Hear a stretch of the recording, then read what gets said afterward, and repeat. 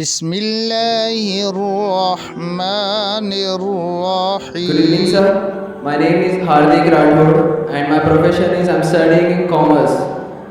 So my question is, I'm not clear with the concept of Makkah. That every person says that Makkah is in the center of the world. I'm not yet clear with this concept. I keep on asking with my friends that what actually Makkah is, but no one can give me the reliable answer. So please, I want to request you that please can you tell me in pure Hindi or English that what the actual concept of Makkah is. भाई साहब का सवाल है कि मैं अब तक ये नहीं जान सका मक्का क्या है. मैं ये नहीं जान सका क्यों कहते हैं कि मक्का ज़मीन के सेंटर में है, महवर में है. मैं ये नहीं जान सका कि मक्का क्या चीज़ है.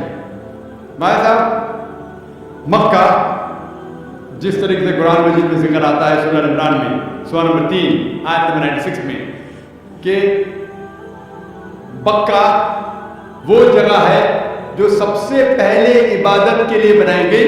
सबसे पहले इबादत की जगह बनाई गई वो है मक्का. और कुरान मजीद में लिखा है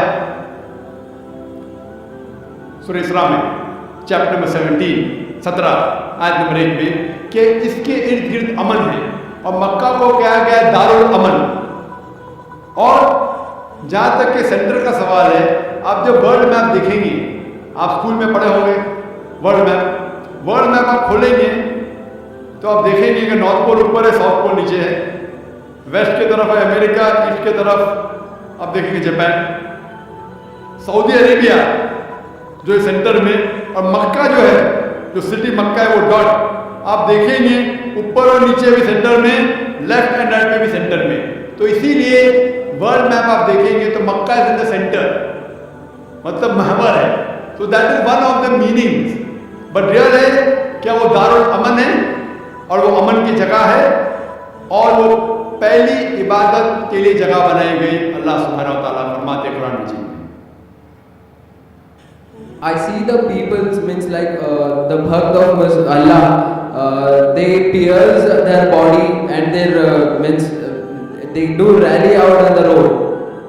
What is it actually? भाई साहब ने सवाल किया कि हम देखते हैं कि मुसलमान लोग अपने जिस्म को मारते हैं और खून करते हैं, क्या है. कुरान मजीद में कहा भी नहीं लिखा है कि मुसलमान शुड पियर्स द बॉडी.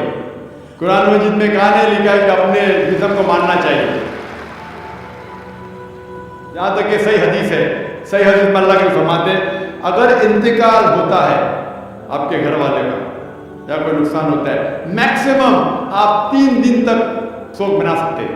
3 दिन से ज़्यादा नहीं, क्योंकि किसी का भी इंतकाल होता है वो अल्लाह की तरफ से है.